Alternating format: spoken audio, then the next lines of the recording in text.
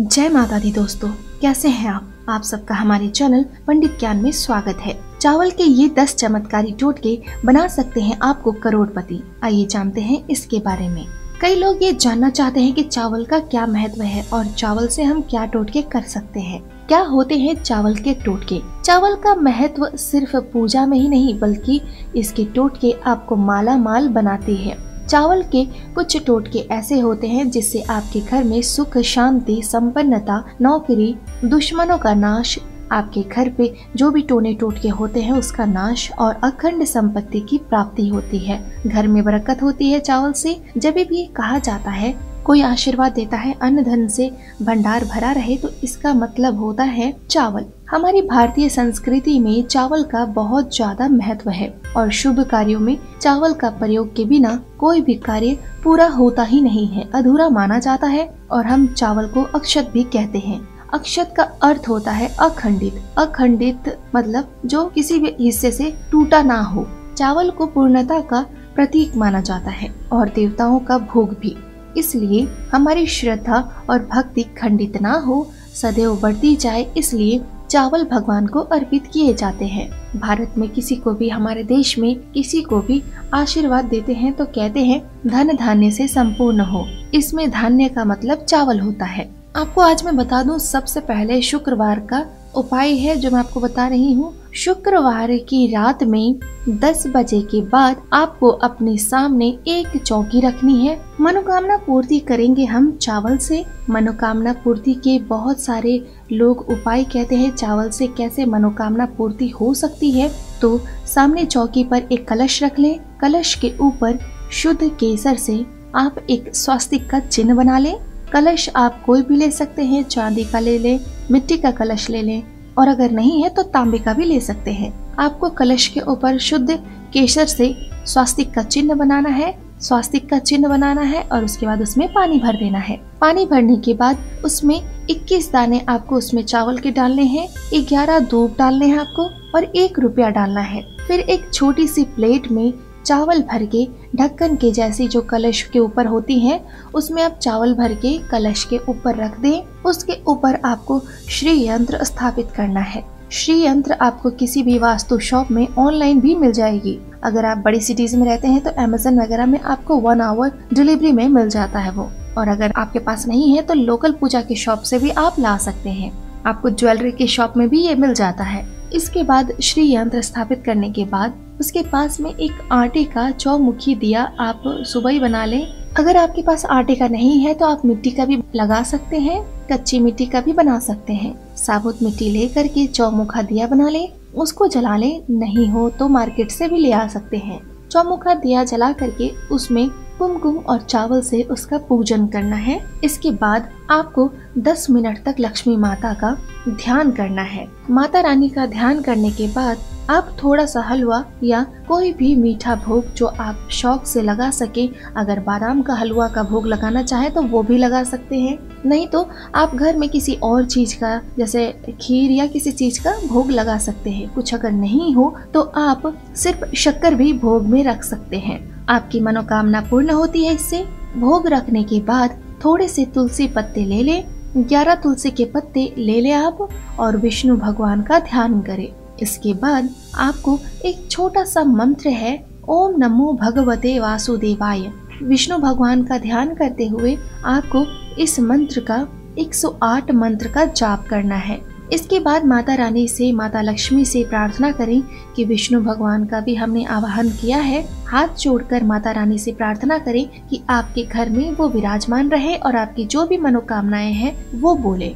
वो बोलने के बाद आप अपना जो आपका प्रसाद है वो ले लें। आप चाहे तो आरती भी कर सकते हैं और नहीं तो प्रणाम करके खड़े हो जाएं और घर में सभी लोगों को बिल्कुल कलेश ना हो ये ध्यान रखना है।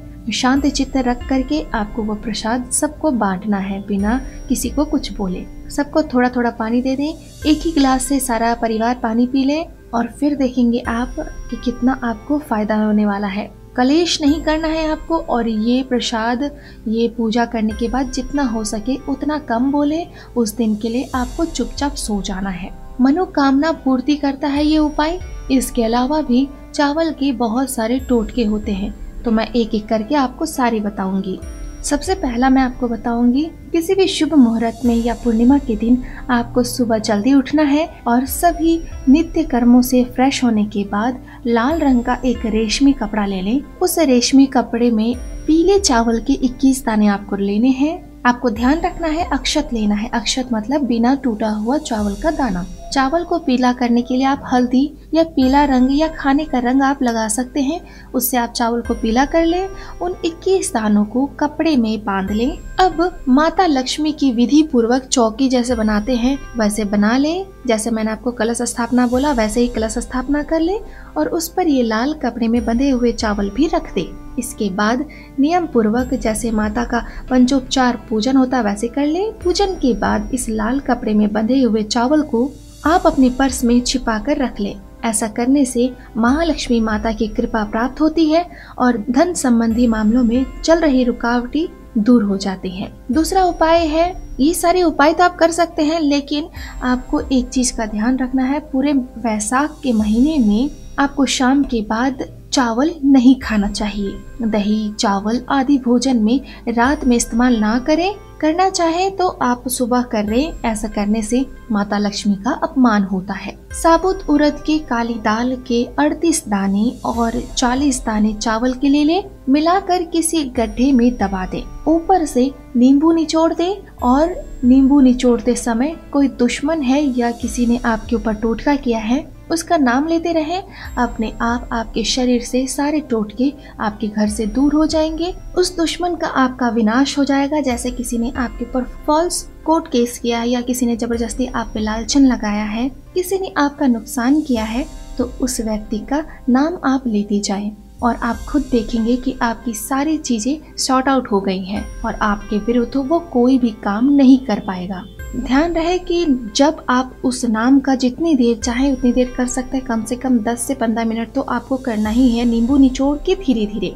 वो बहुत ही शांति से करना है आपको इस काम को। शांति से बैठकर चावल को अगर तिल और दूध के साथ मिलाकर उससे लक्ष्मी माता का हवन करेंगे घर पे, तो उससे भी लक्ष्मी प्राप्ति होती है, श्री की प्राप्ति होती है और दरिद्रता घर से दूर भागती है। ये हवन आप किसी भी शुभ मुहूर्त में और विधि पूर्वक कर सकते हैं। अगर आपकी शादी होने का उम्र हो गया है या शादी के योग आपके लग रहे हैं कि अच्छा वर कैसे मिल जाए, तो किसी भी माँ की आपको शुक्ल पक्ष की चतुर्थी में चांदी की छोटी कटोरी में गाय का थोड़ा दूध ले लेना है। उसमें थोड़ी शक्कर और उबले हुए चावल मिलाकर चंद्र उदय के समय चंद्रमा को तुलसी की पत्ती डालकर ये नैवेद्य बताना है, प्रदक्षिणा करना है। इस प्रकार ये नियम से 45 डेज तक करना है। आप चंद्रमा शुक्ल पक्ष की चतुर्थी तक शुरू करेंगे और 45 दिन पूरे होने के बाद एक कन्या को भोजन करवा के उसे ड्रेस और मेहंदी दान कर दें। ऐसा करने से सुयोग्य वर की प्राप्ति होकर शीघ्र ही सभी मांगलिक कार्य संपन्न हो जाते हैं। कौवों को चावल खिलाने से नौकरी मिलती है। यदि आपको नौकरी में कोई भी परेशानी हो रही है, नौकरी नहीं है, आपकी चली गई है या आपके योग फंसे हुए हैं आप, या फिर आपकी नौकरी को किसी ने होल्ड पे रख दिया है या बहुत दिन हो गई है नौकरी चली गई है, आपको नौकरी नहीं मिल रही है, कोई भी परेशानी है, प्रमोशन नहीं हो रहा है, तो आपके चंद्र दोष को ये काम मिटाता है। आपको सिर्फ कौवों को मीठे चावल खिलाने हैं, आपकी सारी समस्याओं का समाधान हो जाएगा।